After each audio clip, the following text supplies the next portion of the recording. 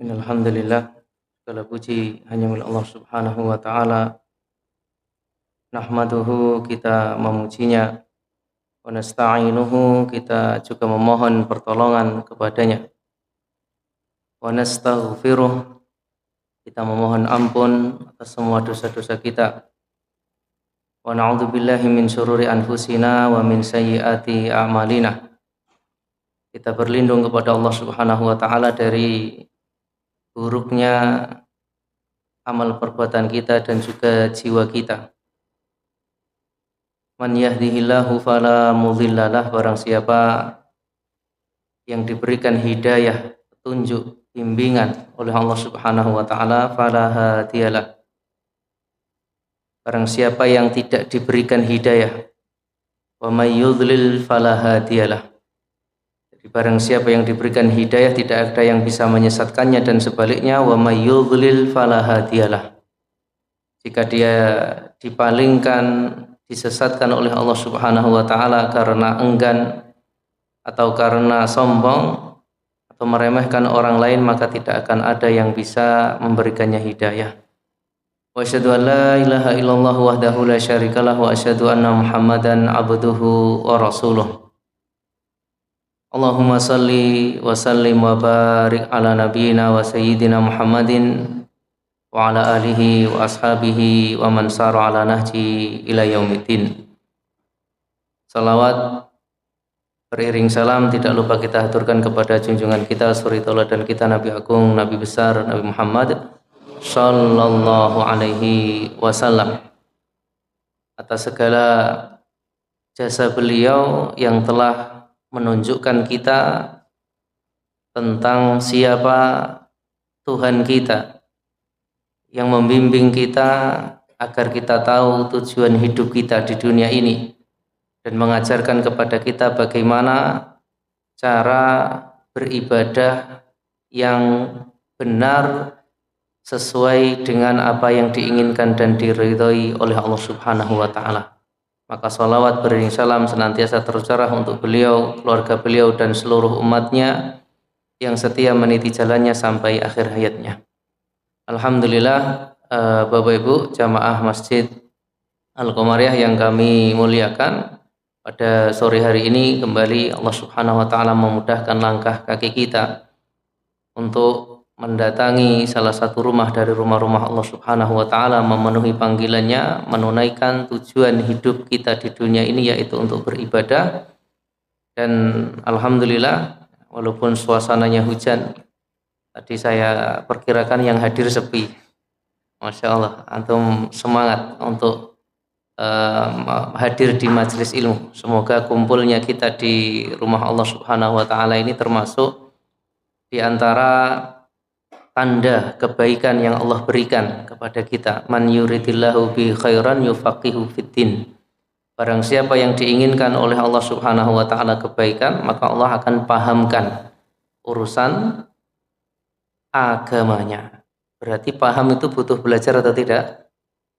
Butuh.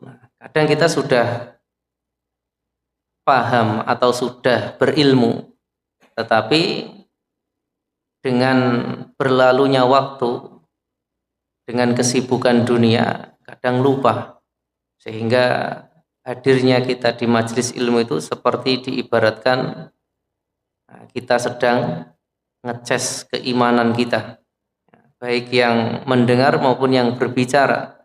Kalau kita terus disibukkan dengan aktivitas dunia, maka kita akan lupa tentang kampung akhirat yang sesungguhnya. Dan ketika kita hadir di majelis ilmu, khususnya di masjid, maka hendaknya kita senantiasa mengingat sabda Nabi, majtama'a qaumun fi baitin min buyutillah, barang siapa yang berkumpul di salah satu rumah dari rumah-rumah Allah, yaitu masjid, yatluna kitaballah wa yatadarasunahu bainahum, di masjid tersebut membaca Al-Quran, dibacakan firman Allah, sabda Nabi, dan saling dipelajari, dikaji bersama. Wa yatadarasunahu bainahum.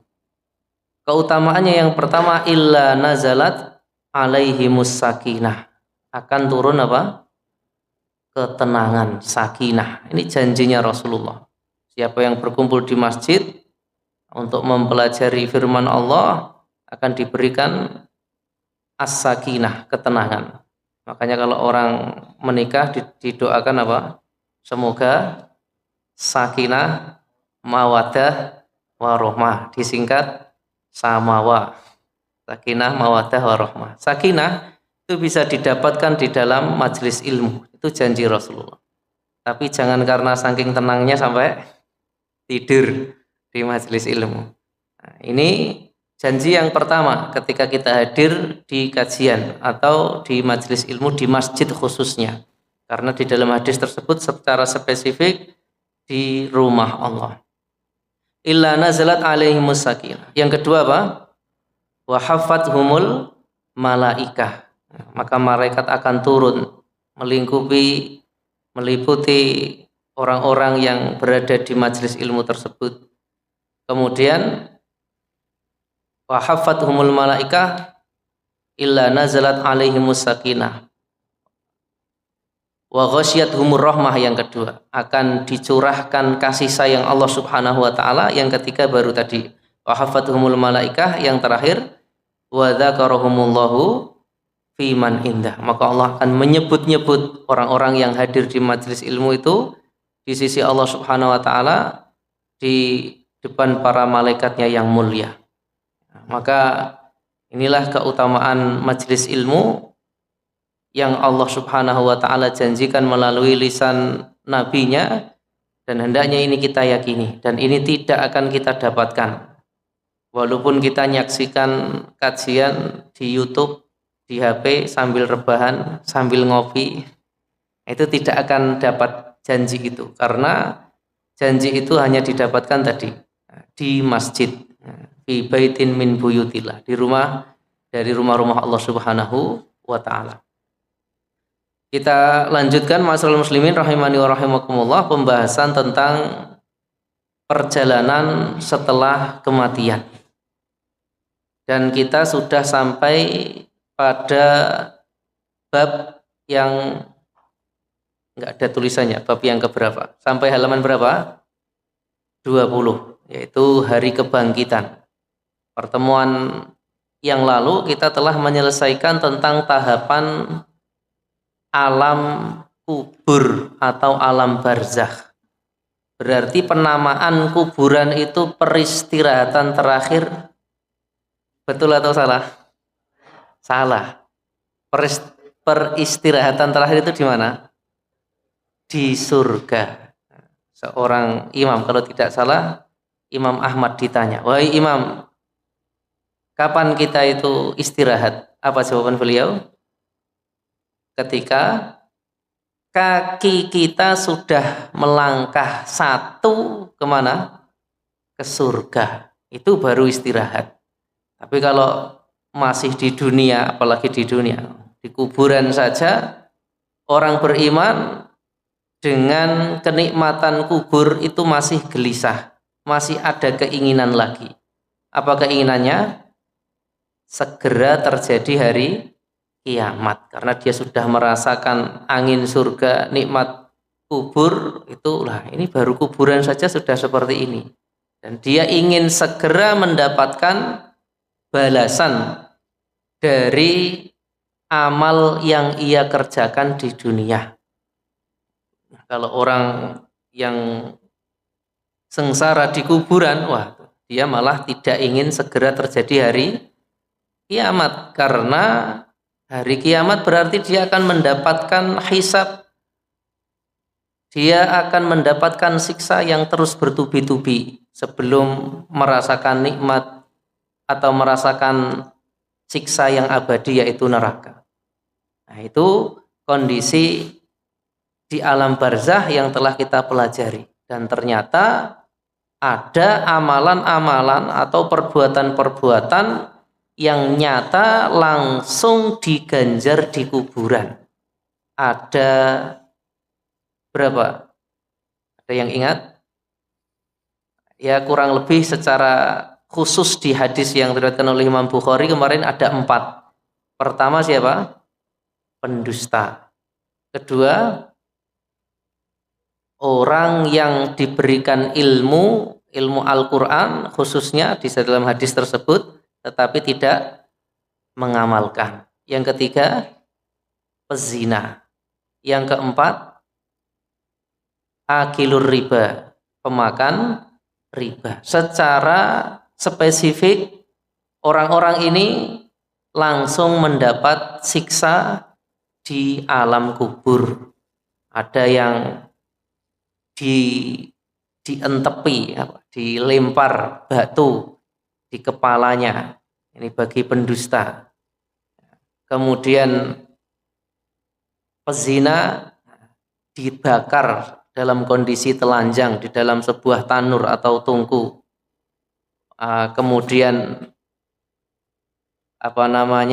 orang yang diberikan ilmu tapi tidak mengamalkan tadi, itu yang dilemparkan tadi. Adapun orang yang berdusta tadi mulutnya disobek. Kemudian orang yang berzina berenang di sungai darah.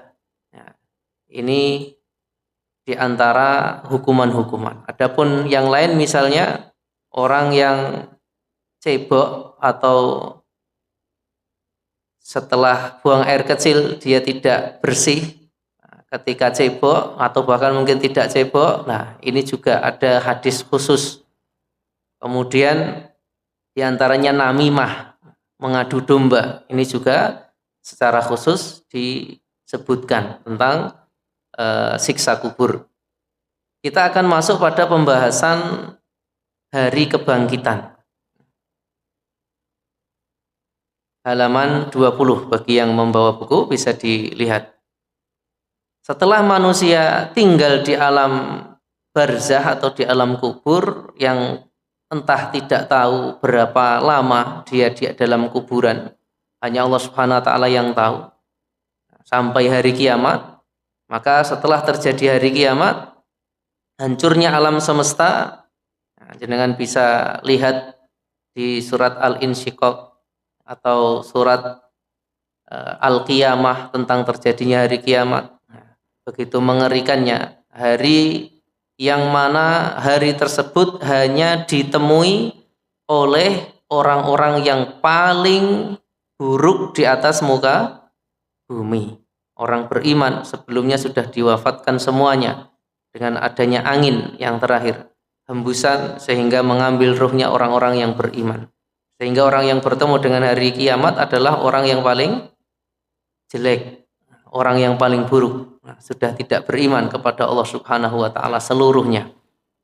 Kita baca hari kebangkitan. Pada hari kebangkitan terdapat khilaf di kalangan para ulama tentang apakah ada 2 atau 3 tiupan sangkakala. Jadi ternyata ada perbedaan pendapat. Mungkin selama ini kita hanya mengetahui berapa tiupan? 2 biasanya. Ternyata di kalangan para ulama ada perbedaan pendapat. Sebagian ulama mengatakan terjadinya hari kebangkitan ini dengan 3 tiupan. Dalilnya disertakan masing-masing. Yang pertama, disebut nafkhatul faza', yaitu tiupan yang mengagetkan. Nafkhah itu tiupan. Faza' itu kaget artinya, mengagetkan seluruh manusia bahwa akan terjadi perubahan di seluruh alam semesta. Allah Subhanahu wa taala berfirman di dalam surat An-Naml ayat 87. Wa yauma yunfakhu fis-suri fa fazi'a man fis samawati wa man fil ardi illa ma Allah. Dan ingatlah hari ketika ditiup sangkakala, maka terkejutlah segala yang di langit dan segala yang di bumi. Illa masya Allah, kecuali siapa yang Allah kehendaki. Namanya di langit berarti ya ada para malaikat. Ya malaikatnya yang niup ya jelas tidak kaget. Nah, makanya kecuali yang Allah Subhanahu wa taala kehendaki. Wa kullu atauhu dakhirin, dan semuanya nanti mereka akan datang menghadap Allah dalam kondisi dakhirin, merendahkan diri. Nah, ini dalil yang disebutkan oleh para ulama, tiupan yang pertama. Ketika tiupan ini telah berbunyi, maka pada saat itu terjadilah hari kiamat, hari yang sangat mengerikan. Allah Subhanahu wa taala berfirman tentang kejadian di bumi ini. Surat yang insya Allah sebagian atau mayoritas kita hafal, Idza zulzilatil ardu zilzalaha, apabila bumi digoncangkan dengan goncangan yang dahsyat. Wa akhrajatil ardu athqalaha, dan bumi telah mengeluarkan beban-beban berat yang dikandungnya. Di surat yang lain, wa idzal biharu fujirat, di surat Al-Infitar, dan apabila lautan telah meluap ke seluruh muka bumi. Ini kejadian yang mengerikan. Di surat yang lain, wa idzal biharu sujirat, lautan, kondisi laut itu dipanaskan, sujirat, dinyalakan. Bagaimana? Kita lihat tsunami saja sudah seperti itu. Ini ternyata lautan itu meluap ke daratan, bahkan dipanaskan. Buminya gonjang-ganjing, buminya digoncang oleh Allah Subhanahu wa taala. Tentang gunung bagaimana kondisinya? Nah, kalau sekarang yang paling dekat kita mungkin melihat Gunung Lawu. Ternyata gunung itu Allah Subhanahu wa taala ceritakan di surat Thaha, wa yas'alunaka 'anil jibal. Dan mereka bertanya kepadamu tentang gunung-gunung. Faqul yansifuha rabbi nasfa. Nanti ketika terjadi hari kiamat, Allah akan menghancurkannya sehancur-hancurnya. Tuhanku akan menghancurkannya sehancur-hancurnya. Fayadharuha qa'an safsafa. Maka Allah akan menjadikan gunung itu nanti sudah rata semuanya, datar. Fayadharuha qa'an safsafa. La tara fiha iwaja wala amta. Nanti sudah tidak ada lagi tempat yang tinggi dan tempat yang rendah. Diratakan oleh Allah Subhanahu wa taala. Wa taral jibala tahsamuha jamidah. Di surat yang lain Allah ceritakan tentang kondisi gunung di hari kiamat. Engkau mengira atau engkau melihat gunung itu terlihat kokoh di tempatnya. Wa hiya tamurru marras sahab. Ternyata gunung itu bisa berjalan seperti jalannya awan. Sun'allahilladzi atqana kulla syai'. Semuanya tadi itu semua sudah Allah kehendaki. Perbuatan Allah yang membuat semuanya dengan kokoh tiap-tiap sesuatu. Jadi Allah menciptakan langit dan bumi ini dengan kokohnya, mudah bagi Allah untuk menghancurkannya. Innahu khabirum bima taf'alun. Di akhir ayat Allah mengabarkan sesungguhnya Allah Maha mengetahui apa yang kamu kerjakan. Jadi inilah kondisi hari kiamat, ma'asyiral muslimin rahimani wa rahimakumullah.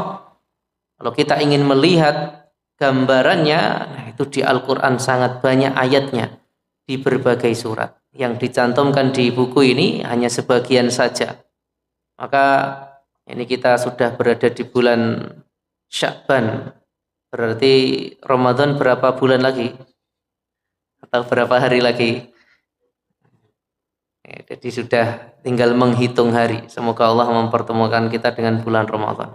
Allahumma amin. Dibaca. Nah, ini perlu dibuat target, cita-cita. Nanti bulan Ramadan harus khatam minimal sekali. Berarti kalau minimal sekali, insya Allah waktu kita akan berkah. Sehari berarti minimal harus selesai. Berapa? 1 juz. Nah, ini harus kita tulis, kita buat. Jadi riwayat-riwayat menunjukkan para ulama itu dahsyat. Khusus di bulan Ramadan tokonya tutup, Kemudian khatamnya sampai disebutkan bukan hanya 30 kali, disebutkan berapa? 60 kali. Imam Syafi'i di sana. Dan itu ternyata setelah diteliti, diamati beberapa tulisan yang kita baca itu, menurut para hafidz memang itu real, nyata, bisa dihitung. Apa namanya?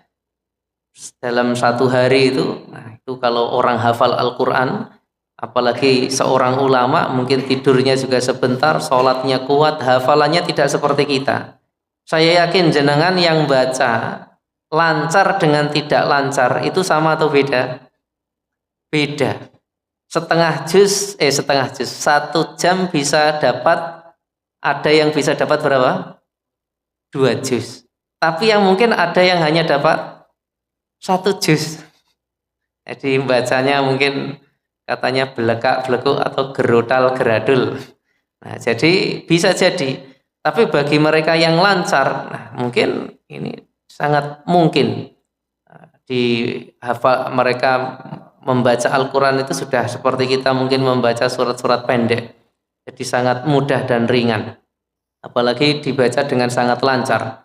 Maka kalau kita mau mengetahui kondisi hari kiamat, yang terbaik adalah membaca Al-Quran, dan apalagi Ramadan targetnya plus terjemahnya. Masya Allah. Jadi hendaknya kita punya keinginan kuat untuk menghatamkan Al-Quran plus terjemahnya. Saya yakin 100%. Nanti kita akan membenarkan isi kajian-kajian, isi ilmu yang disampaikan di majelis ilmu, bahwa dosa terbesar itu apa? Kesyirikan. Dosa yang tidak diampuni, kesyirikan. Kemudian di dalam Al-Quran kan dijelaskan tujuan utama hidup manusia itu adalah untuk beribadah. Oh, ternyata semua para nabi itu diperintahkan untuk mentauhidkan Allah. Apa itu mentauhidkan Allah? Yaitu mengesahkan Allah. Jadi dalam Al-Quran nanti kita akan ketahui, oh ternyata semua nikmat itu berasal dari Allah. Wa ma bikum min nikmatin faminallah. Jadi saya dulu malah tahu ayat itu betul-betul melekat itu malah dari statusnya teman. Wa ma bikum min nikmatin faminallah. Jadi ayat itu betul-betul membekas karena dibuat status. Jadi semua nikmat itu berasal dari Allah. Jadi ayat Al-Quran itu akan membimbing kita dalam kehidupan. Ada yang menceritakan kalau jenengan rutin baca Al-Quran plus terjemahnya setiap hari.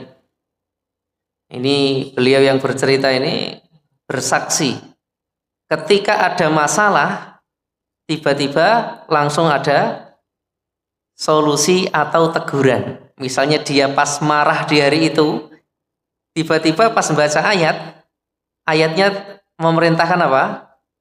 Sabar, memaafkan. Loh, pas ya. Kemudian ada kesulitan apa? Dia baca ini ada seperti padahal dia tidak sengaja, hanya merutinkan sehari berapa lembar. Nah, ini diantara kitab yang membuat kita pasti bahagia. Ma anzalna, atau di dalam Al-Quran di surat Toha itu litasqo. Jadi kami menurunkan Al-Quran itu bukan untuk membuat kalian bersedih, sengsara. Yakin kalau kita membaca Al-Quran pasti berbahagia. Maka hari kiamat silakan jenengan targetkan di bulan-bulan Ramadan baca plus terjemahnya, insya Allah hari kiamat kita akan tahu dahsyatnya. Tentang langit, idza sama'u fatarat, apabila langit terbelah. Nah, kita satu langit saja batasnya mana kita tidak tahu. Apalagi langit ada berapa? Langit 7, seperti dalam peristiwa Isra Mi'raj dengan detail. Allah Subhanahu wa taala memperjalankan hambanya, subhanalladzi asra bi 'abdihi. Jadi Allah memperjalankan hambanya ini ke langit, dari Makkah dulu ke Palestina, kemudian baru ke langit ketujuh. Nah, ini ternyata langit itu nanti terbelah. Idzas sama'u fatarat. Di ayat yang lain wa idzas sama'u kushitat, dilenyapkan. Kita tidak tahu seperti apa langit itu batasnya, tetapi juga ternyata dikabarkan akan dilenyapkan. Wa ma qadarullaha haqqa qadri wal ardu jami'an qabdhatuhu yaumal qiyamah. Dan mereka tidak mengagungkan Allah dengan pengagungan yang semestinya. Wal ardu jami'an qabdhatuhu yaumal qiyamah. Nanti bumi ini seluruhnya akan berada dalam genggaman Allah Subhanahu wa taala. Begitu juga was samawati matwiyatum biyaminih. Dan pada hari kiamat langit akan digulung dengan tangan kanan Allah Subhanahu wa taala. Subhanahu, maha suci Allah, wa ta'ala, dan maha tinggi Allah, amma yusyrikun, dari apa yang mereka persekutukan. Kita tidak perlu membayangkan, karena di dalam ayat jelas, laisa kamitslihi syai'un wa huwas samiul basir. Hari kiamat adalah hari yang sangat dahsyat. Saking dahsyatnya digambarkan orang yang menyusui, ternyata ketika itu anaknya dibuang, sudah tidak dihiraukan. Saking dahsyatnya orang yang hamil langsung gugur. Ini di surat Al-Hajj. Ya ayuhan nasu taqu rabbakum, wahai manusia, bertakwalah kalian kepada Tuhan kalian. Inna zalzalatas sa'ati syai'un 'adzim. Sesungguhnya goncangnya langit, goncangnya hari kiamat, as-sa'ah, kegoncangan hari itu, syai'un 'adzim, adalah sesuatu yang sangat besar, sangat dahsyat. Hari kiamat ini hanya diyakini orang Islam atau agama lain juga meyakini? Meyakini. Makanya kadang ya lucu, ada tulisan di belakang punggung atau di geger, di kaos. Selamat dari kiamat berapa? 2000 yang terkenal dulu. Katanya diprediksi 2012. Tulisan di kaos belakangnya itu mungkin jenengan pernah baca. Selamat dari kiamat 2012. Ya, enggak akan benar prediksi-prediksi itu. Karena kiamat itu tidak ada yang tahu. Kalau harinya diberitahu, hari apa? Jumat. Tapi tanggal, tahun, bulannya tidak ada yang tahu. Mal mas'ulu anha bi'a'lama minas sa'il. Dalam hadis Jibril yang terkenal, ketika Rasulullah ditanya, jawabannya apa? Yang bertanya dan yang ditanya. Berarti malaikat Jibril tahu atau tidak? Tidak tahu. Yang bertanya dan yang ditanya sama-sama tidak tahu. Yauma tarawunaha tadhalu kullu murdhi'atin 'amma ardha'at. Pada hari kiamat semua wanita itu akan melalaikan anaknya yang disusui tersebut, menyusui anaknya dari anak yang disusuinya. Jadi sudah gak diurusi anaknya itu. Padahal ibu itu sayang atau tidak kepada anaknya? Sangat sayang, tapi anaknya sudah tidak diperdulikan. Wa tad'u kullu dzatin hamlin hamlaha. Orang yang mengandung itu gugur langsung karena kondisi yang begitu mencekam, dahsyat. Wa taron nasa sukara, manusia itu terlihat seperti mabuk. Wa ma hum bisukara, padahal tidak mabuk. Kalau kita lihat orang mabuk itu jalannya apa? Sempoyongan. Nah, jadi betul-betul mengerikan. Mungkin jenengan yang pernah merasakan gempa, wah itu kan berdiri saja kita tidak bisa. Nah, yang paling saya ingat dulu ketika di Ponorogo. Jadi ketika gempa itu semua orang keluar dari rumah. menara masjid yang besar itu bisa bergetar. Itu kita alami baru hanya berapa detik, berapa menit. Apalagi kalau sampai jam. Ini bukankah manusia akan hancur lebur ketika itu. Jadi mereka sempoyongan tadi itu bukan karena mabuk, akan tetapi walakinna adzaballahi syadid, akan tetapi azab Allah itu sangat keras. Kemudian itu tiupan pertama. Sekarang dasar dari tiupan yang ketiga disebut nafkhatus sa'q. Nafkhah tadi tiupan. Nah, kalau as-sa'q itu apa? Yang mematikan. Jadi dimatikan semuanya. Lagi-lagi illa man sya'allah, kecuali yang Allah kehendaki.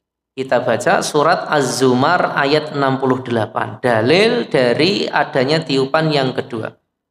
Wa nufikha fis-suri fa sa'iqa man fis samawati wa man fil ardi. Ketika ditiup sangkakala itu yang kedua, maka matilah siapa yang di langit dan di bumi, illa man sya'allah, kecuali yang Allah kehendaki. Tsumma nufikha fihi ukhra, kemudian ditiup dengan tiupan yang lain, faidahum qiyamun yanzurun. Ini enggak ada terjemahnya di situ, tidak dilengkapi. Kemudian mereka tiba-tiba bangkit dari kuburnya.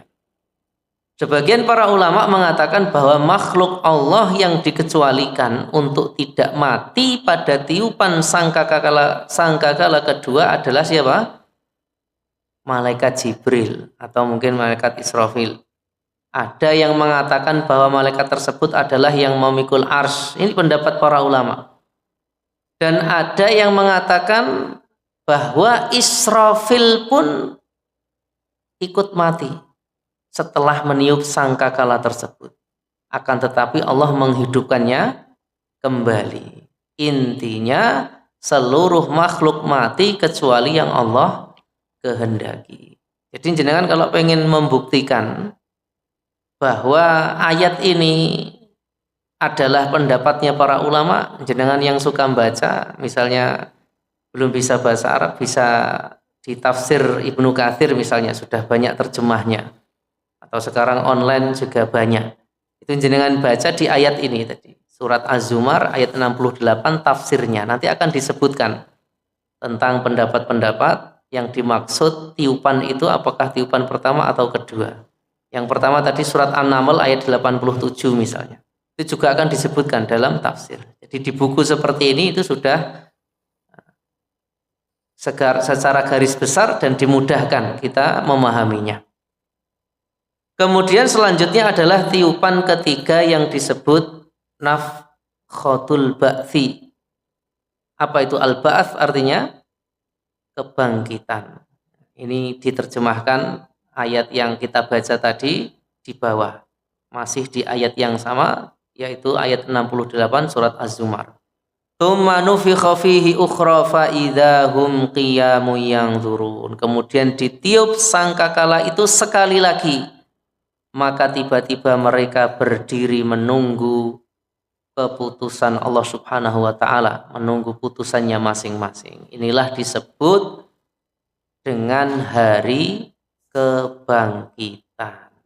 Jadi inilah masyaallah muslimin rahimani wa rahimakumullah. Nah, tiupan yang ketiga. Nah, jadi ada yang menyebutkan tiupannya 3 kali. Yang pertama tadi terjadinya hari kiamat, yang kedua dimatikan semuanya, yang ketiga dibangkitkan. Kemudian Allah menceritakan tentang kondisi manusia setelah dibangkitkan. Allah Subhanahu wa taala berfirman, khusya'an absaruhum yakhrujuna minal ajdathi ka'annahum jaradum muntashir. Sambil menundukkan pandangan manusia ketika dibangkitkan, mereka keluar dari kuburan seperti apa? Belalang yang bertebangan. Jadi ketika ada belalang berterbangan, seperti itulah kondisi manusia keluar dari kuburnya. Imam Al-Baghawi, nah berarti tafsir Al-Baghawi, mengatakan bahwa mereka pada hari kebangkitan seperti belalang yang berterbangan dalam keadaan bingung, tidak tahu arah. Nah, jadi kalau belalang terbang itu kan wah, ada yang ke kanan ke kiri dan gak karu-karuan, karena mereka kaget akan kebangkitan yang mereka alami. Dan kondisi ini tentu dialami oleh seluruh manusia ketika itu, dan di dalam ayat yang lain Allah menggambarkan tentang kondisi mereka. Yauma yafirrul mar'u min akhi, pada hari itu manusia lari dari siapa? Saudaranya. Wa ummihi, dan ibunya. Wa abihi, dan lari juga dari bapaknya. Wa sahibatihi, juga lari dari istrinya. Jadi istri itu disebut sahibatih. Jadi sahib itu apa artinya? Teman, sahabat. Tapi kalau orang Jawa, istri itu disebut garwo. Apa garwo? Katanya singkatannya sigaraning nyawa. Bagi yang sakinah mawaddah warahmah itu bisa mengatakan seperti itu. Bagi yang mungkin diberikan ujian pasangannya, wah, itu mungkin inginnya pisah aja. Jadi ketika dicurhati ya, permasalahan hidup aja yang dibesar-besarkan atau yang terjadi di dalam rumah tangganya. Nah, maka di hari kiamat mereka bisa saling lari karena takut akan dimintai pertanggungjawaban. Wabanihi, dan juga lari dari anak-anaknya. Ini tidak mudah urusannya di hari kiamat nanti. Likulli imri'im minhum yauma idzin sya'nu yughnih. Setiap orang dari mereka pada hari itu mempunyai urusan yang cukup menyibukkan. Jadi ketika manusia dibangkitkan itu urusannya sudah sendiri-sendiri. Makanya kalau kita ingin tegar di atas kebenaran, di atas sunnah, nah kita harus betul-betul ingat bahwa di akhirat itu kita sendiri-sendiri. Maka ketika kita ingin berangkat sholat berjamaah, tidak perlu sungkan, malu dengan keluarga, dengan tetangga. Nah, kita berangkat saja. Ingin hadir di majelis ilmu, nggak perlu malu. Walaupun di majelis ilmu nggak punya teman atau tidak disapa misalnya, bismillah. Kita sedang berjuang untuk mendapatkan kebaikan di akhirat kelak. Karena kita sendiri-sendiri.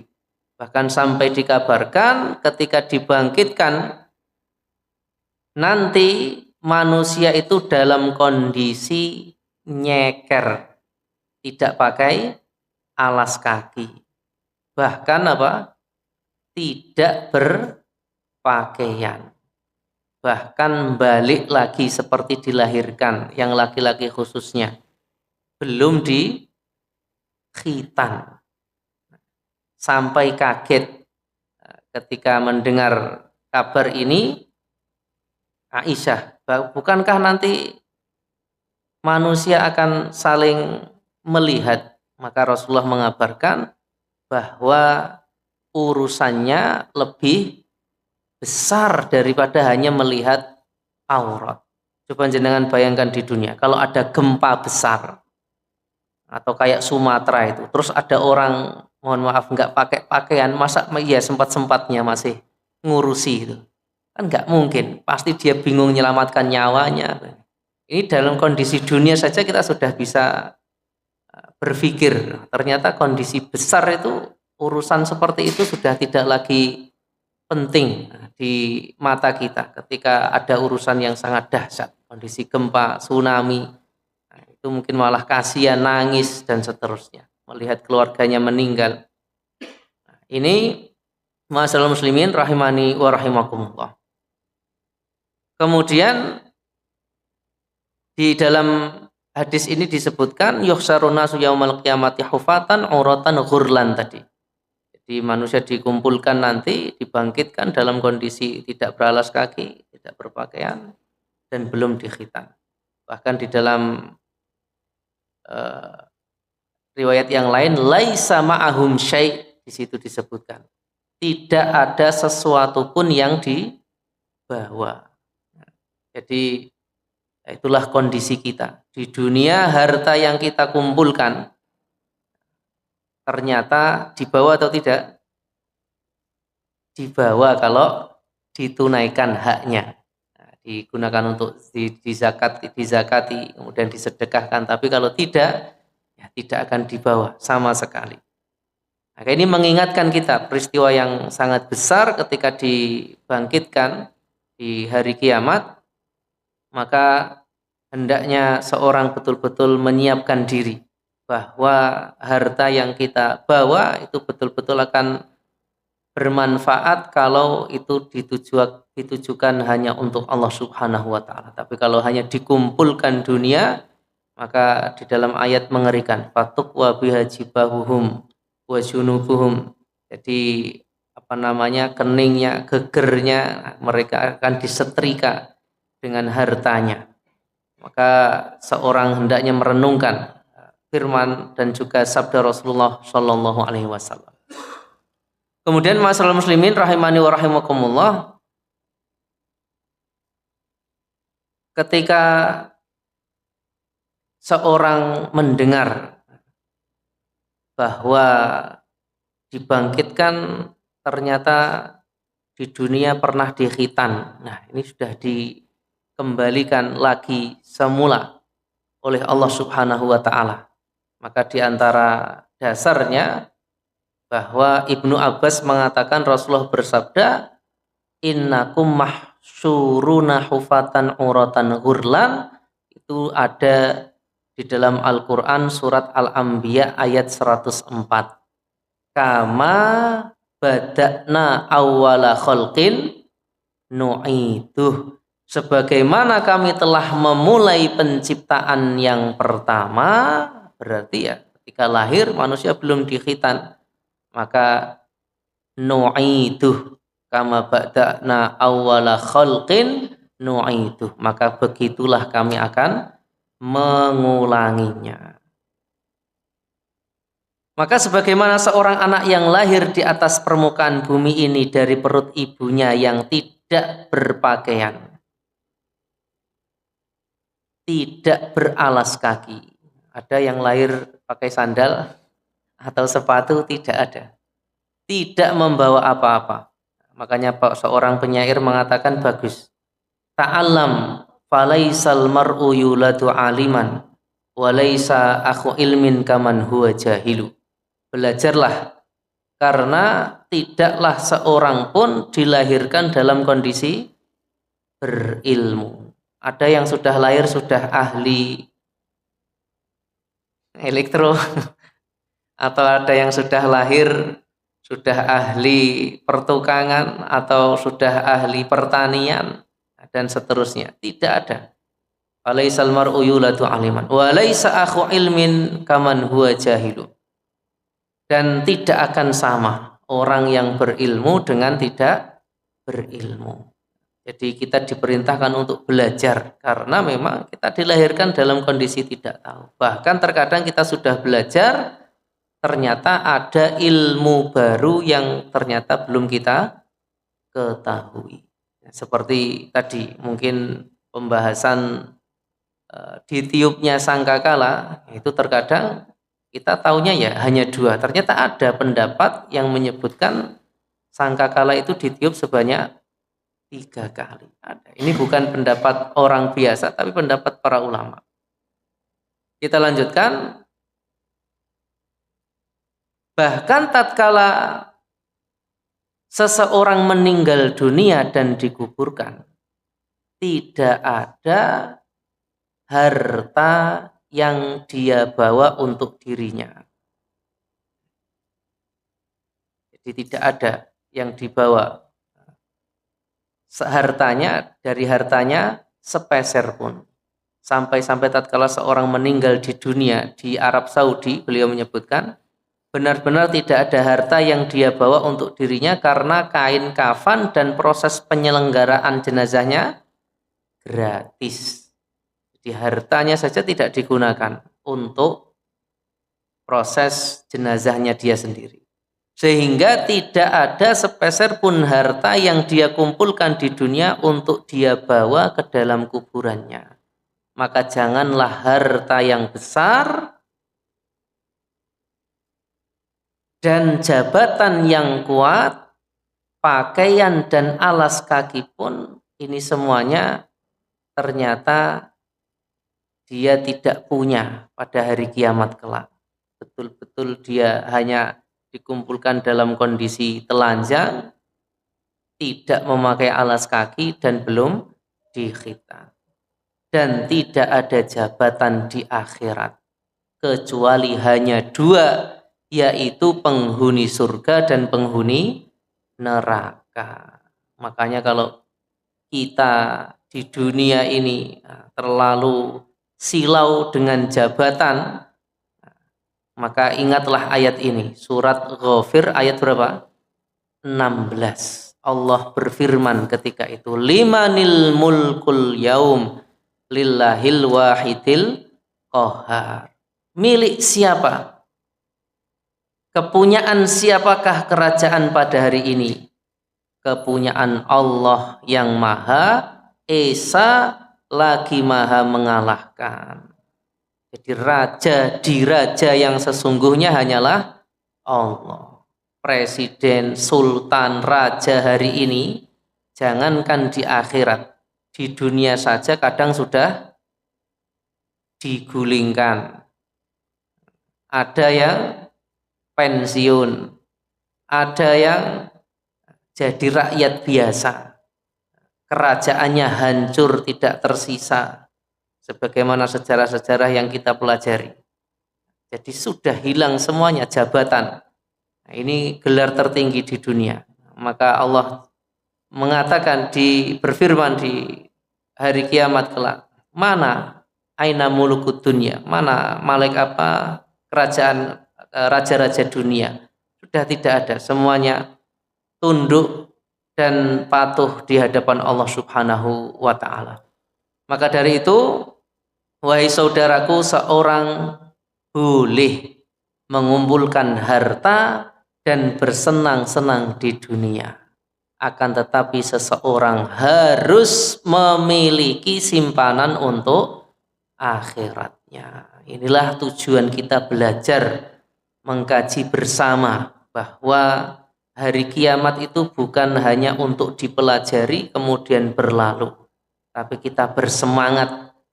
Fisik kita mumpung masih muda, ini hendaknya kita gunakan atau masih kuat untuk beribadah. Waktu yang longgar sebelum datang waktu sibuk, 5 sebelum 5. Apa itu? Yang paling mudah, hidupmu sebelum matimu. Yang kedua, sehatmu sebelum sakitmu. Yang ketiga, mudamu sebelum tuamu. Kemudian longgarmu sebelum sibukmu. Yang terakhir, kayamu sebelum miskinmu. Kalau kita dalam kondisi 5 itu digunakan sebaik-baiknya. Karena seluruh apa yang dikumpulkan di dunia tidak akan dibawa balik ke dalam kubur. Itu mungkin salah ketik. Terlebih lagi pada hari kebangkitan, semuanya hilang. Nah, jadi di bencana yang paling dekat kita lihat Sumatera, itu mobil-mobil mewah hanya dilihat saja oleh manusia, tenggelam di bawah arus. Sehingga setelah manusia telah dibangkitkan, maka semuanya dikumpulkan pada suatu tempat bernama apa? Padang mahsyar. Nah, inilah yang akan kita pelajari insyaallah pada pertemuan selanjutnya. Kita tutup dengan hadis Nabi Shallallahu Alaihi Wasallam ini kita kaji di Madiun, itu ada fikih tentang berzikir dan berdoa. Ada bab yang indah yang Syekh Abdul Razak hafizahullah taala beliau bawakan, yaitu ta'arruf ilallahi firraha ya rifka fisyiddah.